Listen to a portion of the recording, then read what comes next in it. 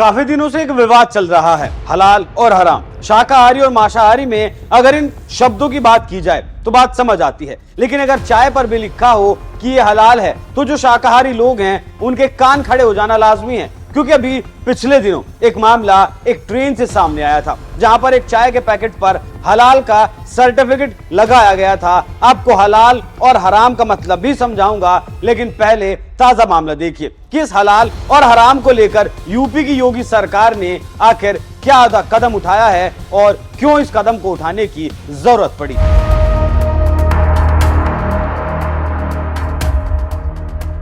नमस्कार, NMF news देख रहे हैं आप। मैं हूं आपके साथ अभिषेक पंडित।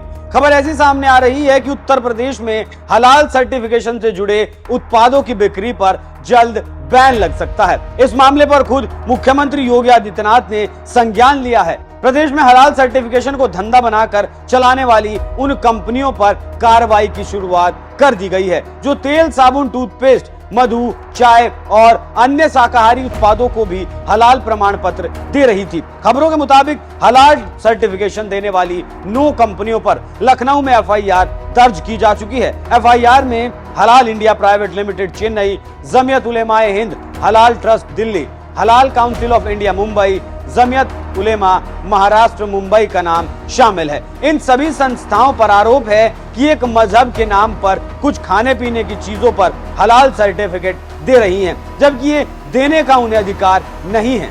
खाने पीने की चीजों की क्वालिटी को जांचने और परखने के लिए एएसआई और एफएसएसएआई जैसी संस्थाएं काम कर रही हैं। लेकिन यहाँ समझने वाली बात यह है कि ये स्नैक्स, मिठाइयाँ, अनाज, तेल पर कैसे हलाल और हराम की श्रेणी में इन चीजों को रखा जा सकता है। पता है आपको कि हलाल सर्टिफाइड का मतलब क्या होता है? इसका मतलब होता है खाने वाला प्रोडक्ट शुद्ध है और वो इस्लामी कानून के हिसाब से तैयार किया गया है। तो इस बात का सीधा सा एक ही मतलब निकलता है कि देश के मुसलमानों को ये बताने के लिए लिखा जाता है, क्योंकि हिंदुओं में तो ऐसे किसी शब्द का चलन नहीं है। अच्छा, यहाँ दिक्कत ये नहीं है कि मुसलमानों के लिए लिखा जा रहा है, बल्कि दिक्कत ये है कि चाय, नमकीन, मिठाई में आखिर हलाल और हराम कैसे हो सकता है। दूसरी दिक्कत ये भी है कि कहा जा रहा है कि सर्टिफिकेट के नाम पर धंधा चलाया जा रहा है, क्योंकि शिकायतकर्ता ने आशंका जताई है कि इन सब के पीछे आपराधिक षड्यंत्र वजह हो सकती है,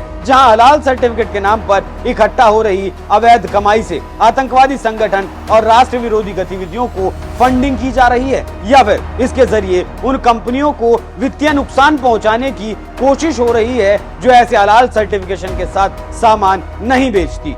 अब इस हलाल का मतलब भी समझ लीजिए। ये हलाल इसलिए लिखा जाता है क्योंकि मुस्लिम समझ सके कि ये पदार्थ उनके इस्तेमाल के योग्य है, क्योंकि ये सर्टिफिकेट तब जरूरी हो जाता है जब प्रोडक्ट इस्लामी देशों में कहीं बाहर जा रहा हो। लेकिन भारत में शाकाहारी चीजों पर भी इसका लोगो थोप दिया जाता है। लेकिन जब एक ट्रेन में चाय के पैकेट पर हलाल लिखा पाया जाता है तो मामला संज्ञान में आता है, तब जाकर यूपी जैसा राज्य इस हलाल पर कार्रवाई की बात करता है। हालांकि अभी किसी और राज्य से इस तरह की कार्रवाई की खबरें सामने नहीं आई हैं, लेकिन योगी सरकार जैसे इस मामले पर सख्त हुई है, उस पर आपका क्या कहना है? अपनी राय हमें कमेंट कर जरूर बताएं। नमस्कार।